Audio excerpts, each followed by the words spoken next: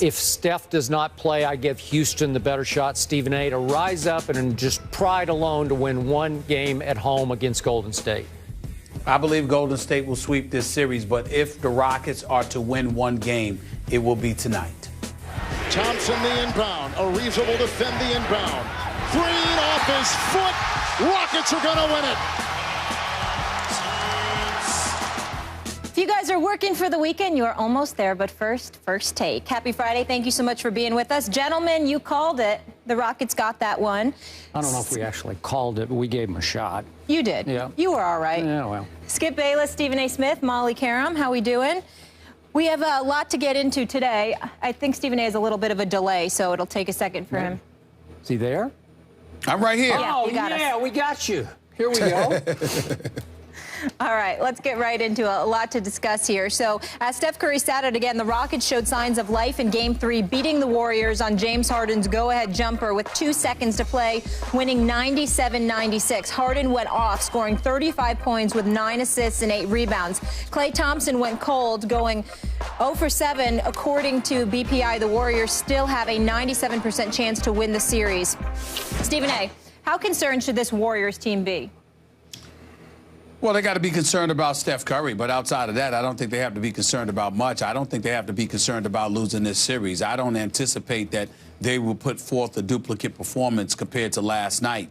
I mean, as far as I'm concerned, you have Maurice Spates play well. Sean Livingston definitely played very, very well. I was incredibly impressed with the way that he performed. Had that minutes restrictions to look out for because he ended up playing about 30 minutes, which is right around the time that they're going to allow him to play. They're not going to really allow him to play more than 30 minutes per game. But Sean Livingston played well. I give him a lot of credit for that. This kid, Ian Clark, in the minimal minutes that he played, actually 21 minutes, I thought he was incredibly impressive. Maurice Spates came off the bench and did his thing, but the other 4 starters with Sean Livingston, as far as I'm concerned, didn't do much last night. Klay Thompson wasn't his regular self. He missed shots that he would normally make. He shot 7 of 20 from the field, missed all 7 of his 3-point shots. Draymond Green looked absolutely normal. Just 3 of 9 shooting, 9 points, 7 rebounds, 7 turnovers, by the way. That wasn't good. Bogut is Bogut, and Harrison Barnes, you expected him and Iguodala to be able to step up like they did in Game 2, or at least Iguodala did in Game 2 with the absence of Steph Curry, but it didn't happen. But in the end, what this comes down to is that Golden State was still in a position to win this basketball game. They had 23 assists, but they committed 14 turnovers. I didn't think that they were their regular fluid self. They had a lot of opportunities to make perimeter shots that they normally make, and they missed those shots.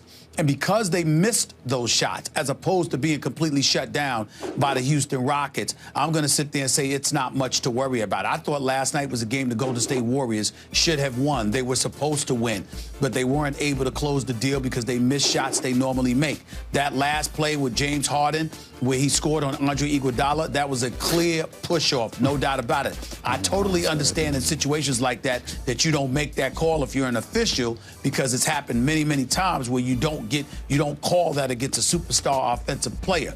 But it was clearly a push-off and an offensive foul as far as I'm concerned, and he was lucky to get those 2 points. And obviously the turnover at the end by Draymond Green, who just lost his concentration and let the ball go off his leg. It is what it is. But in the end, the Houston Rockets offensively are about James Harden and pretty much nothing else. And as a result, I thought that Golden State should have won this game, and Houston lucked up by winning this game. But still in all, they lost. It's 2-1. You don't want to push Steph Curry to play if he's not ready. But if he is ready, you certainly don't want to sit him because you don't want to risk this series being tied 2-2. So, timeout. You're saying that last James Harden play, you would have called the push-off, the offensive foul on James Harden? I'm saying it was an offensive foul. I don't know if I would have called it because there's many situations throughout basketball history, Skip, where you see an official notice an offensive foul or a push-off could have easily been called by a superstar, called against a superstar offensive player, and it doesn't get called. I'm saying it was a push-off on the part of James Harden. I just don't know, with the game on the line, if you call that against him in that situation. Superstars get favorable treatment, and that was one of them. Especially at home. I thought Golden State got robbed That was so blatant, so egregious. What's another word that you use? Another over-the-top word? Anyway, it was just so bad that you have to call that, albeit on the last play. I would have called it on the first play of the game, and I would have called it on the last Rockets play of the game, because it's just such a blatant shove. Look at Iguodala. He just falls backwards, and that's the only way the space got created. And again, James made a nice little, he does his usual move, as he says, between the legs, step back, pull up, and it was a mid-range jumper, and he swished it. So I give him that. It was a big-time shot, a clutch shot. We've seen him do it before, but he got away with one there. So here's my takeaway. Is it possible that even without Steph Curry, we saw once again that the only team that can beat Golden State is Golden State? Because this was a shockingly cold night, as Molly set up, for Golden State, even without Steph. I mean, how many nights will we see Klay Thompson go 0 for 7 from 3? How many times will we see Klay, who can be a big-time clutch shooter, miss a huge late 3 that he said felt good coming out of his hands and online all the way, and it missed?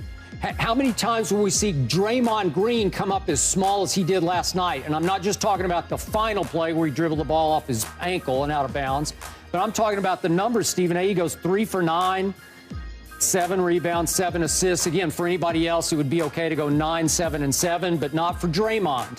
And then I look at the rest of the guys, just nobody had a night except for Spates. You love Spates. He's been playing big, literally, coming off the bench. He went 7 for 11 for 22 points. But what I was impressed with Golden State was that despite all that, they fought their tails off down the stretch. That they played a hellacious good fourth quarter despite all the junk that went on early. And did you see what Ian Clark did in the fourth quarter? He makes 4 out of 5 shots. Wow, out of Belmont University in Nashville, Tennessee. I love it. I liked Ian Clark. I liked what I saw from Ian Clark. Yeah, I know. That was impressive, especially under that kind of pressure. So they won the fourth quarter 24-19, and it took a late, I thought, non-call that they should have gotten for Houston to survive. Now, my thoughts on Houston. I'm going to defend the Rockets one more time on this show because of what my eyes keep telling me. They don't quit. They haven't quit on this season. You can call them and dismiss them dysfunctional if you want. You can say that James Harden and Dwight just don't mix, don't blend, don't click. I get all that. They were just okay last night. I don't know. They just kind of coexisted last night. But this team still has firepower, and this team does not quit. So I'm going to say it again. Down the stretch, this team somehow made the playoffs by beating Oklahoma City, by beating Toronto, who, by the way, is now up 2-1 on Indiana, after we wrote them off. And these same Rockets went to Cleveland, albeit without LeBron, and came from 20 down late to beat Kyrie and company at Cleveland. That's not quitting. That's not tanking. That's not giving up the season. And like you've made the point, you think from the top down, from maybe Daryl Morey's office down, that there's been some suggestions that they wanted to maneuver out of the playoffs so they could be in the lottery, whatever. But the players play hard. And last night, they played hard from start to finish. They should have lost the game, but they were in the game. And they all played pretty well to me. So I think they're a very dangerous team because you and I both agree there's lots of firepower on this floor. I can go down these, even their, when you put Michael Beasley and Capella and these guys on the floor, stuff can happen. You can get in trouble if you're Golden State. So now we're back to the Steph question. Man, I think he's got to go. I think he wanted to go last night. I think he better go in Game 4 or they're going to get in some big trouble here. Well, first of all, I didn't say from the top down. I said up top. I never accused the players of quitting. Okay. I never accused the players of tanking. I specifically said the front office folks would prefer that this team just go away and not make the playoffs. And I stand by that. The players themselves have never been about that. They're always going to try to win games. They're a bit dysfunctional at times, but they always are going to put forth the effort, and they do have talent. But the flip side to it, the irony of it all, Skip, is that when you look at James Harden, the superstar offensive player that he is, he's a one-on-one guy. And his greatness, because of his one-on-one skills, it sort of stymies the rest of those guys offensively because they tend to sit around and watch him dance and dribble and do what he has to do. And it impedes their ability to do the kind of things that they're capable of doing because the ball doesn't move nearly as much as it should. Having said all of that, let's also understand something here. We understand it to some degree because James Harden is simply special. And one of the reasons why the ref may not have called that call with about 2 seconds left when he, danced, pushed off, spun, made the shot is because those similar moves was what James Harden did against Iguodala throughout the first 3 quarters to free himself up without pushing off. I mean, he just danced. He made a couple of moves on Iguodala where he was just schooling him. Now, Iguodala is a stout defensive player, and we all know that. But James Harden is just a special offensive player. And there were times when he got the best of Iguodala, and because of it, it was in such similar fashion that they may have missed the call as opposed to just simply electing not to make the call. But in the end, what it comes down to is that I consider the Rockets an inferior basketball team. That's just what I see to Golden State. And I think if Golden State plays the kind of game they're supposed to play with or without Steph Curry, they beat the Houston Rockets. But I do also believe that now is the time where if Steph Curry says he's ready to go, you got to let him go. Well, you're going to have to let him go against a Patrick Beverley who will be all over Steph. So if he has any issues at all still going on in that right ankle, if there's any delicacy at all, if it's fragile at all, better be careful. You better tread lightly. Yeah, that's true, but you could also use him as a decoy because I think Steph's mere presence on the basketball court is going to facilitate more fluidity within the offense and create more open shots for those guys. They were getting some of them last night. They'll get more of them with Steph Curry on the floor. Well, final thought on the whole idea of did the management want this team in the playoffs or not? The one thing management did not do, it did not try to shut down any of the stars on this team with quote-unquote injuries. They could have said, hey, Dwight, he does have knee problems, as we well know. Had him last year in the playoffs. They could have just said, we need to shut down Dwight. I don't know. They could have shut down James Harden for all I know. That's how you blatantly tank, but you're saying it was kind of between the lines more.